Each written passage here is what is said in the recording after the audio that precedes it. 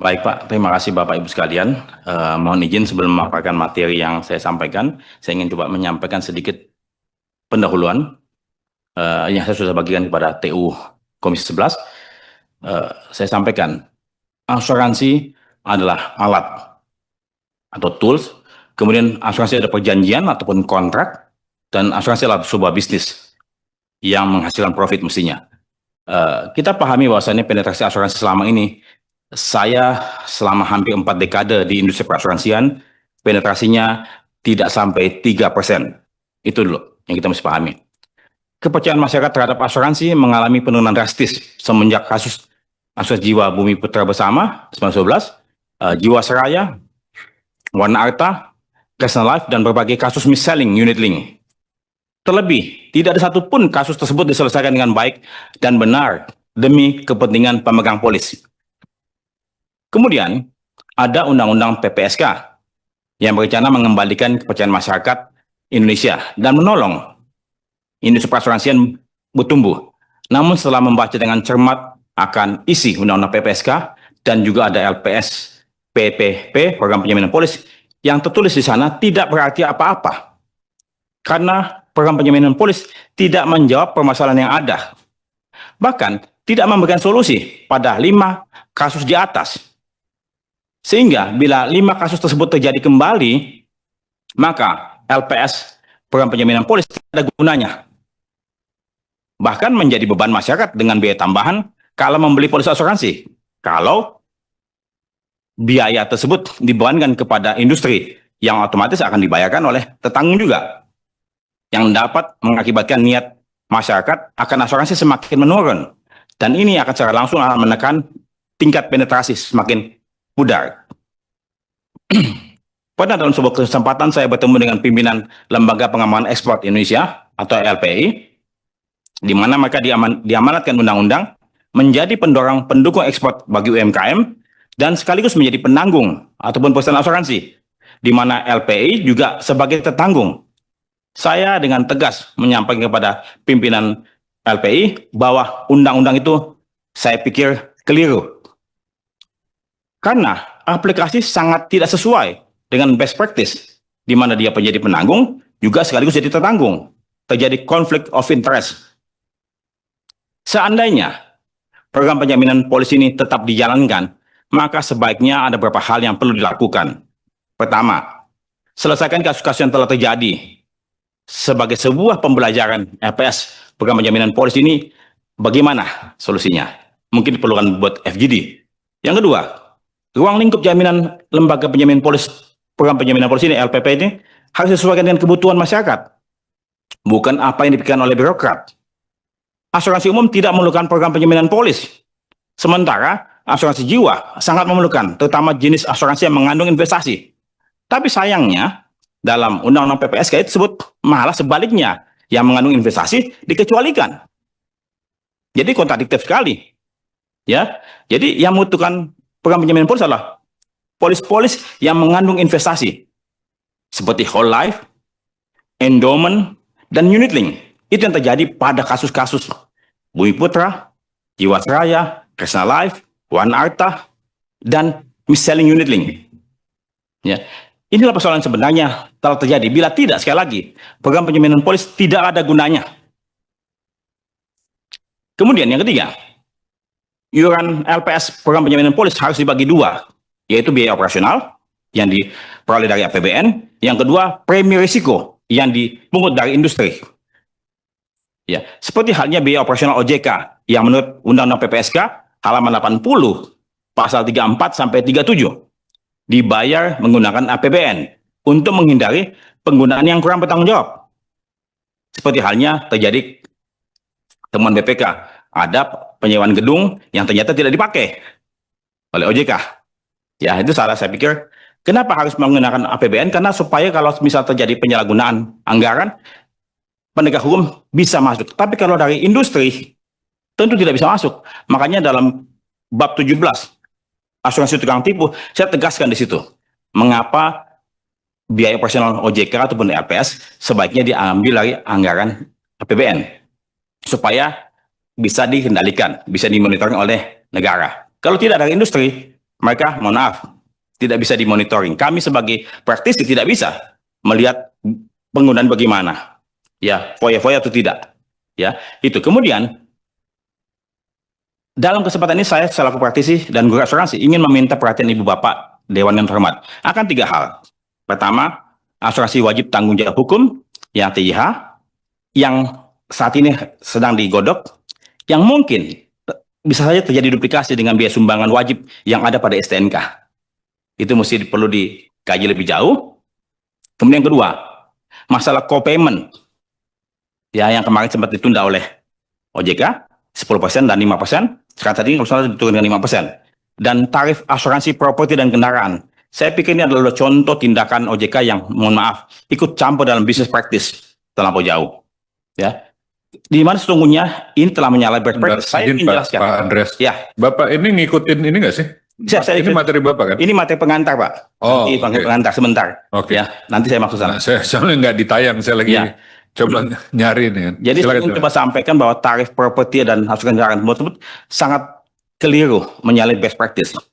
Kayak misalnya pabrik tekstil, sebagai contoh, pabrik tekstil di Bandung, katakanlah satu pabrik tekstil di kawasan industri lokal nasional, satu lagi kawasan pabrik tekstil Jepang punya. Masa semuanya tarifnya sama? Ini saya bilang sangat keliru. Tidak adil buat perusahaan asuransi dan tidak adil buat nasabah. Ya, dalam buku saya juga tuliskan. Kemudian tarifnya ada, tapi terjadi pelanggaran sehingga saya lihat law enforcement-nya tidak berjalan. Itu masukan saya. Saya akan masuk ke dalam materi. Mohon maaf, mohon izin. Saya masuk ke dalam sebentar. Baik. Saya masuk ke jas merah dulu, Pak ya. Saya ambil signal dulu.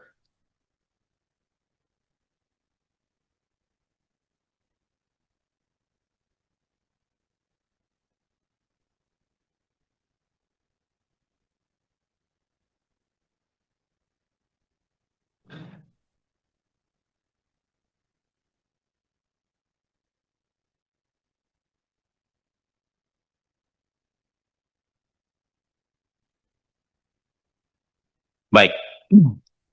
Undang-Undang PPSK, Program Penjaminan Polis.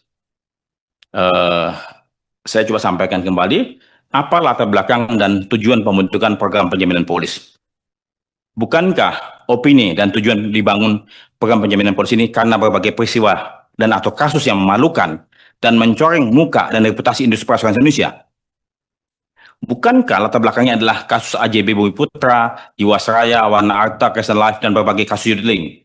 Bila ini latar belakang dan tujuannya melindungi pemegang polis, peserta atau tertanggung, maka program penjaminan polis LPS tidak ada gunanya.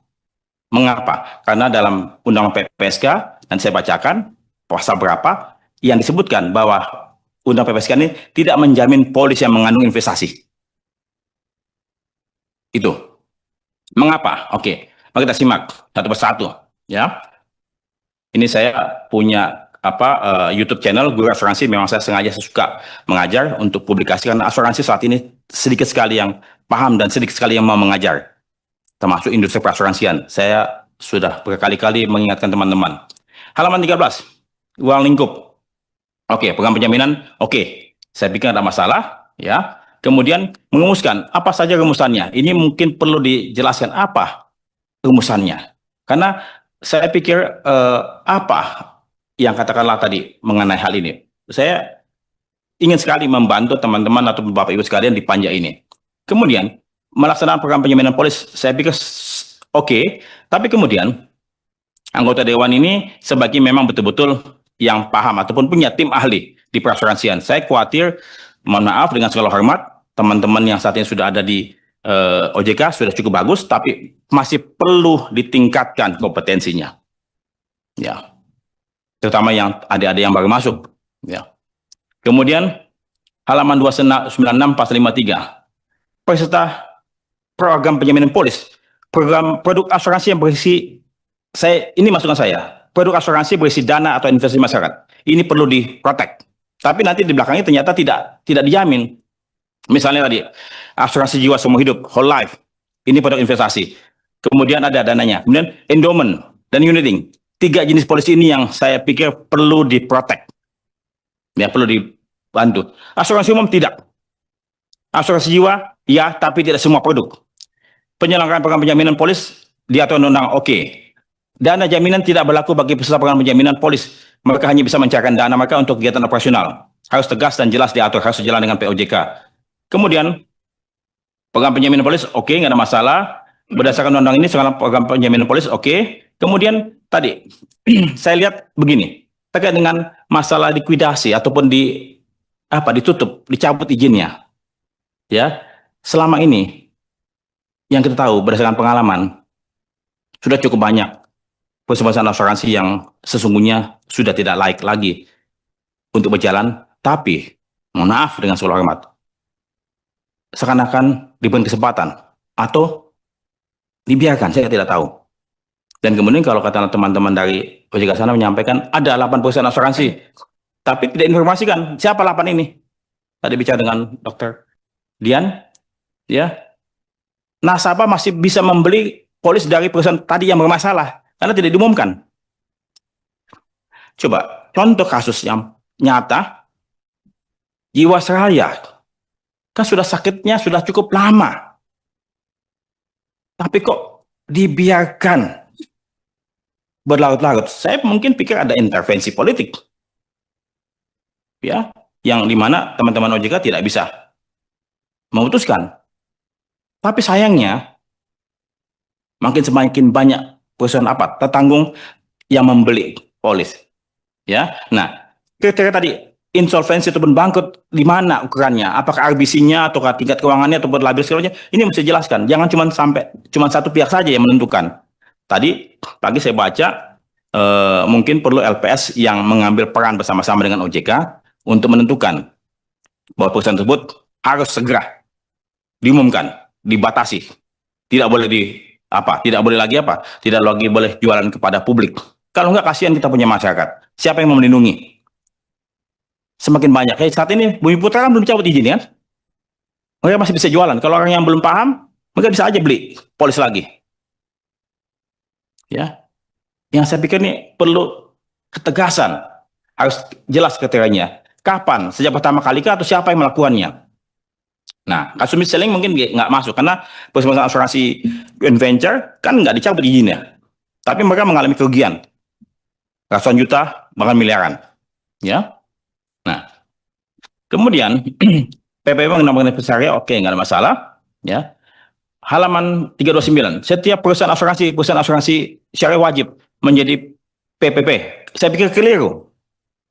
Mesti apa? Asuransi umum tidak. Cukup asuransi jiwa. Yang tadi apa? Ada dana investasinya. Kayak misal asuransi mobil. Adakah kasus perusahaan asuransi ditutup? Asuransi umum. Dan kemudian merugikan masyarakat luas yang begitu besar. Asuransi rumah tinggal.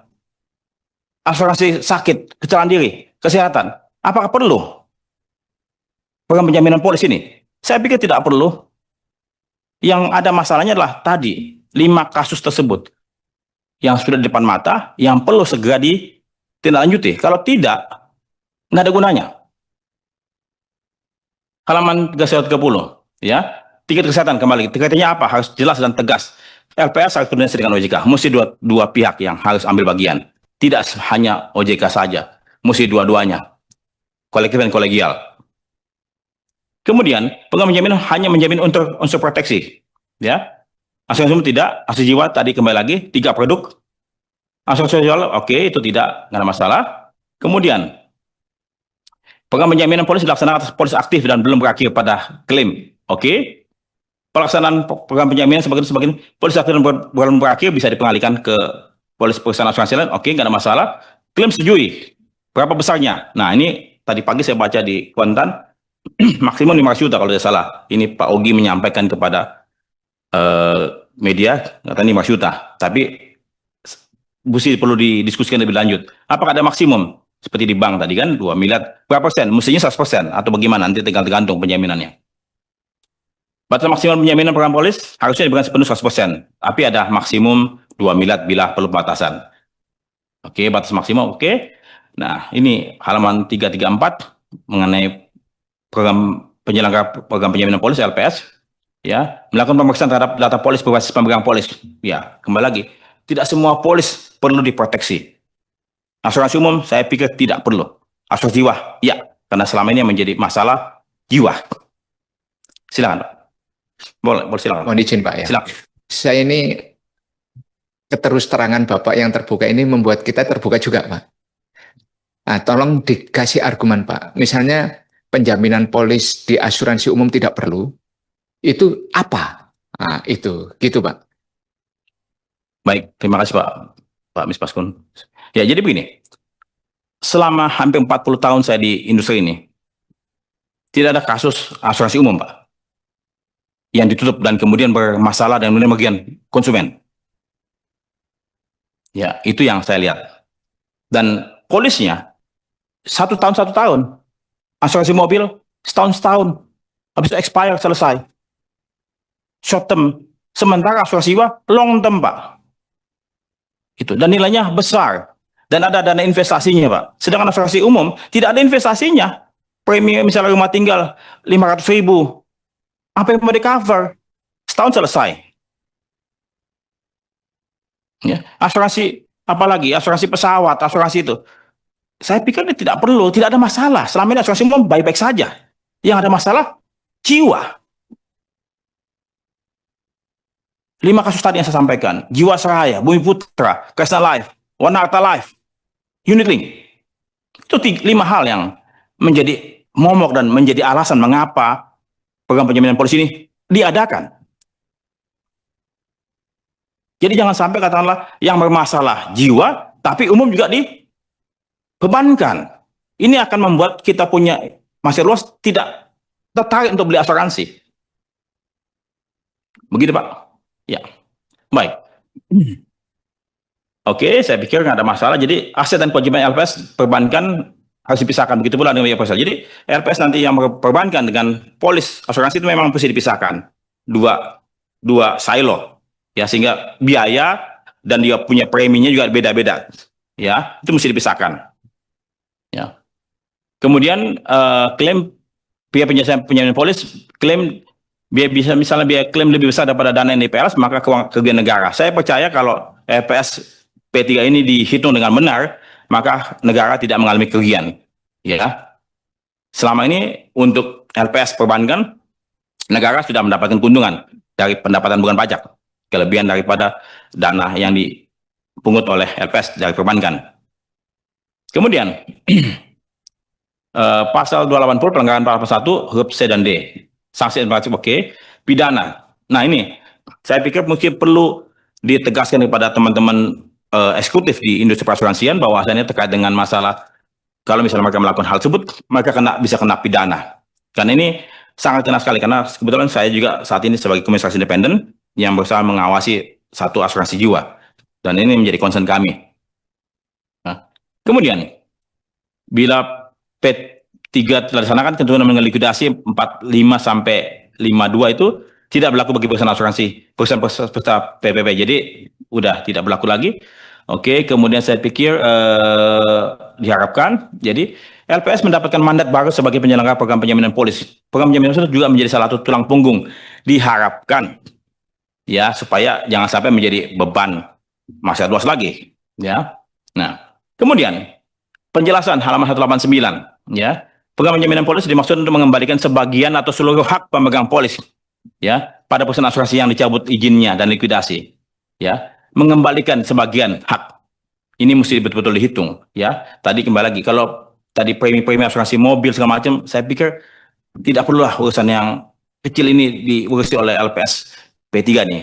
Ya, terlampau ribet, terlampau banyak pekerjaan rumahnya. Bahkan saat ini pun juga teman-teman di otoritas pun juga cukup lumayan pusing. Apalagi teman-teman dari LPS yang saat ini sedang sekolah belajar asuransi.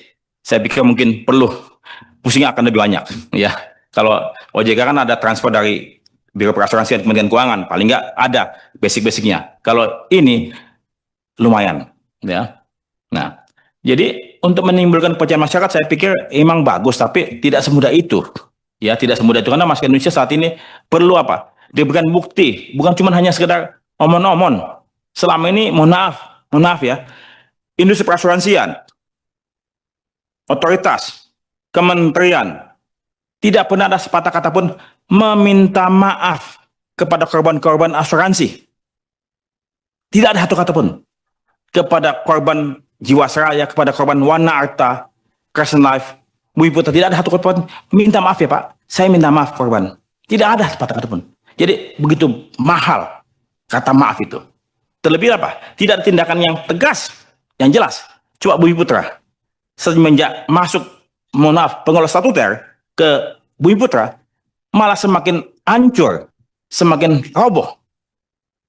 Tidak semakin baik. Artinya apa? Ya sudah, ditutup selesai. Nggak usah dibuat perpanjang, kemudian dia punya kemampuan keuangan makin lama makin menurun. Dijual saja, premi apa, dia punya hasil penjualan, kasih kembali kepada pemegang polis. Kayak Wana Arta juga. Kayak Wana Arta, kayak panjang sekali. Malah saya dengar katanya, hartanya Wana Arta tersebut mau diambil, disita ke negara.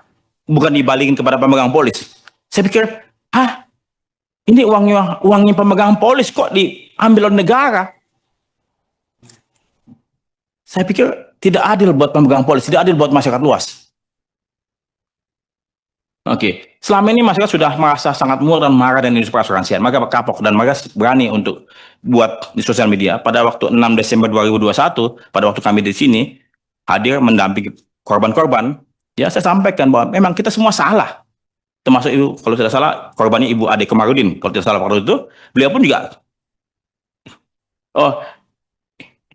Oh iya, yang salah siapa? Yang ada salah itu rekamannya ada juga yang beli polisi unit link. Udah pensiun. Jadi itu yang terjadi, ya. Jadi maka kapok. Nah, kemudian jadi keberadaan PPP oleh PS mungkin hanya berdampak minimal 5 tahun ke depan. Setelah 5 tahun baru kelihatan hasilnya. Kalau enggak, belum. Ya. Kemudian kembali lagi pasal halaman 201, pasal 83 ayat 1. Program penjaminan polis tidak menjamin unsur investasi yang melekat pada polis atau produk asuransi. Loh, lantas apa yang mau dijamin? Kalau tidak ada produk investasi, padahal sementara ini investasi itu yang menjadi masalah. Itu menjadi biang keroknya. Kalau ini tidak dijamin, nggak ada gunanya. Kembali lagi, mohon maaf, dengan segala hormat, tidak ada gunanya program penjaminan polis ini. Saya berani tidak populer, saya berani dimaki, saya berani difitnah ataupun dijahati, tidak apa-apa. Penting apa? Buat masyarakat luas. Karena alam semesta yang akan menjawab itu semua. Mohon izin Pak Ketua. Pak, apakah sebagai ahli Bapak melihat bahwa keinginan kita memberikan penjaminan polis itu dalam rangka memberikan sinyal positif kepada industri asuransi bahwa ini adalah intervensi negara untuk membangkitkan kembali industri asuransi. Apakah itu ditangkap, Pak? Sinyal itu, Pak? Ditangkap, tetapi mesti dalam wujud yang benar. Ya, aplikasi bagaimana? Jangan cuma sinyal saja, tapi aplikasinya tidak ada isinya. Itu Pak. Ya, kami menangkap itu. Masyarakat juga menunggu itu apa itu. Tapi kalau bunyinya begini, tidak menanggung unsur investasi. Lantas permasalahan yang selama ini terjadi adalah produk-produk yang tadi mengandung investasi. Yang tadi asuransi umum tidak ada masalah sama sekali.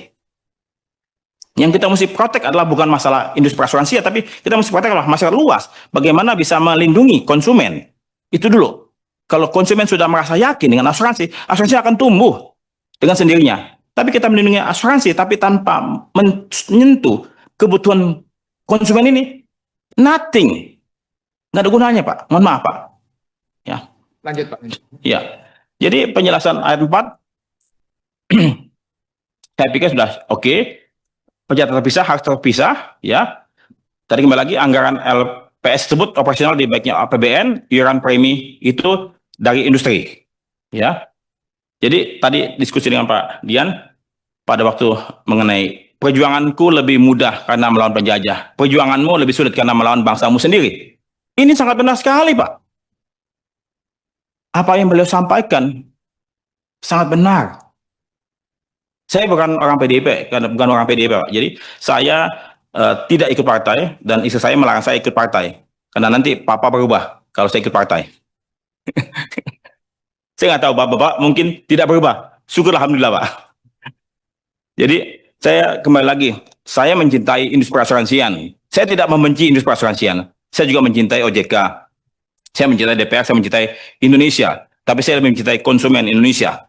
Kasihan, Pak. Siapa yang melindungi konsumen? Siapa yang melindungi masyarakat Indonesia? Kalau bukan saya dan bukan bapak-bapak sekalian. Kita hidup hanya sementara, Pak. Besok kita pulang, kita punya Mercy, kita punya istri cantik, kita tinggalkan semua. Nggak ada hasilnya, Pak. Kita akan dimintain bertanggung jawab kita semuanya, Pak. Kita hidup di sini mungkin 80 tahun. Di sana, Pak, selamanya, Pak. Selesai. Nggak ada. Mumpung masih ada nafas, kita lakukan ini bersama, Pak. Begitu, Pak. Terima kasih, Pak. Terima kasih, Bapak sekalian. Baik, terima kasih Pak. Ini, jadi kalau boleh saya simpulkan sedikit, jadi saran Bapak untuk asuransi umum sebaiknya jangan dibebankan, sedangkan untuk asuransi jiwa ini justru penekanannya terhadap ini yang mengandung produk investasi. Sebagai sedikit saya sampaikan kemarin kita juga